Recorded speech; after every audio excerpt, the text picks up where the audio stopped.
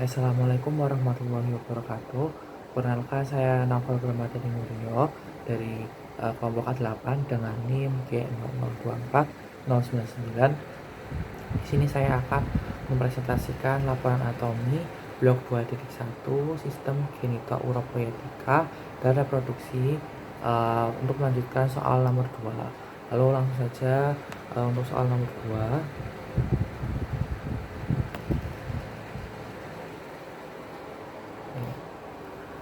Jelaskan secara runtut anatomi dari organa genitalia feminima eksterna. Jadi untuk organa genitalia feminima dibagi menjadi dua, yaitu ada organa genitalia feminima yang interna dan yang eksterna. Nah, untuk yang eksterna itu seperti ini gambarnya kurang lebih. Untuk strukturnya yang pertama ada mons pubis. Sini ada mons pubis,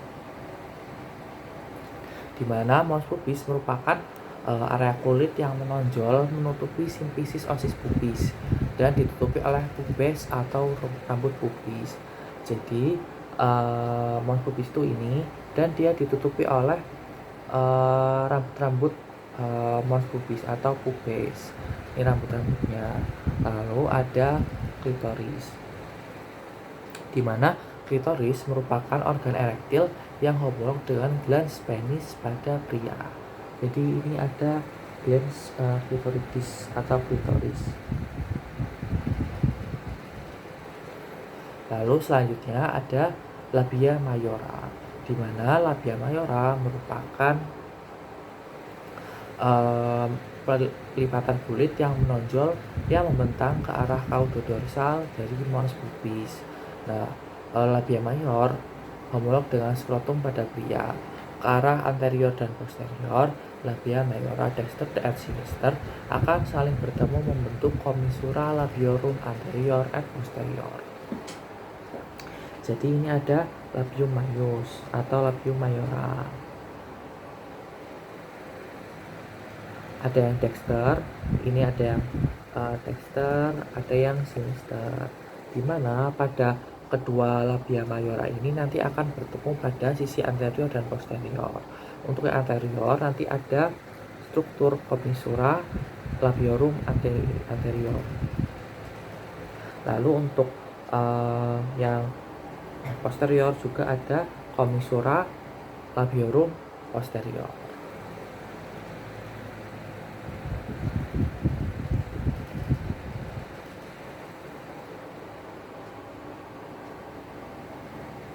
Lalu selanjutnya ada struktur labium minor. Labium minora merupakan pelipatan yang tidak mengandung lemak dan kulit yang tidak berambut. Terletak di antara kedua labia mayora, labium minora membatasi bagian lateral dari ostium ureta externum dan orificium vagina. Pada wanita yang sudah pubertas, akhiran posterior dari labia minora destra et sinistra akan berhubungan membentuk frenulum labiorum pudendi atau fourchette. Nah, ke arah anterior setiap labia minora terbagi menjadi dua, yaitu lapisan atas dan lapisan bawah. Jadi ini ada labium minora atau labium minus. Jadi di sini ada yang dexter dan ada yang sinister. Lalu untuk yang posterior nanti dia akan bertemu membentuk frenulum labiorum pudendi atau fourchette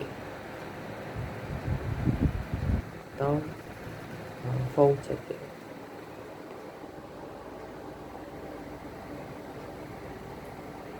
Lalu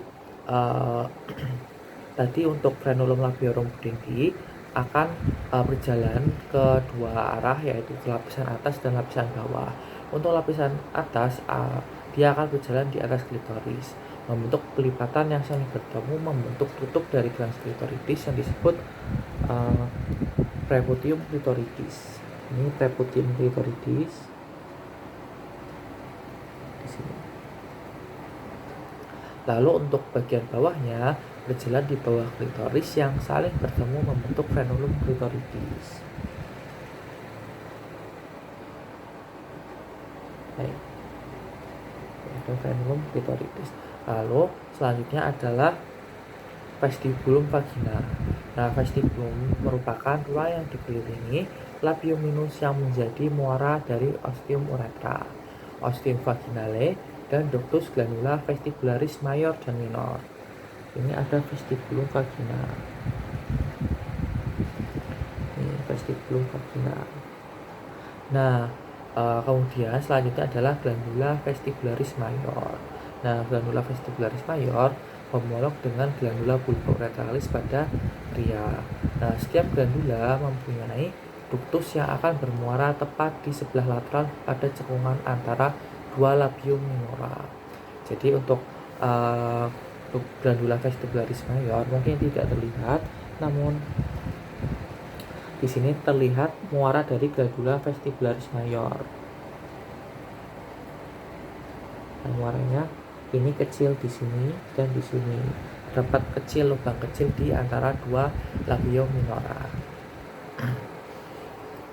Kemudian selanjutnya adalah tambahan saja, yaitu ada perineum, di mana perineum itu merupakan struktur yang terletak di antara vestibulum vagina dan anus. Jadi perineum memiliki peran penting dalam menopang organ panggul dan mendukung fungsi reproduksi. Nah, ada beberapa fungsi dari perineum pada wanita pada khususnya, yaitu yang pertama adalah perineum mengandung jaringan otot dan kulit. Jadi bisa dilihat ini ada beberapa otot atau musculus, mulai dari musculus bulbus spongiosum, terus ada musculus gluteus maximus, ada musculus bulbus spongiosum dan fascia glaude, dan musculus ischiocavernosus. Lalu selanjutnya, fungsi selanjutnya adalah berperan dalam proses melahirkan, di mana ketika melahirkan perineum mengalami pergangan yang signifikan untuk memberikan jalan bagi bayi keluar dari rahim.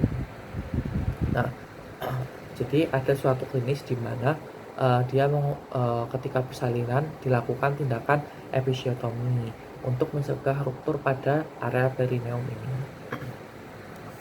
Lalu selanjutnya ada vaskularisasi dari organa genitalia feminina externa, di mana untuk vaskularisasinya itu dia ada yang pertama adalah arteri pudenda interna,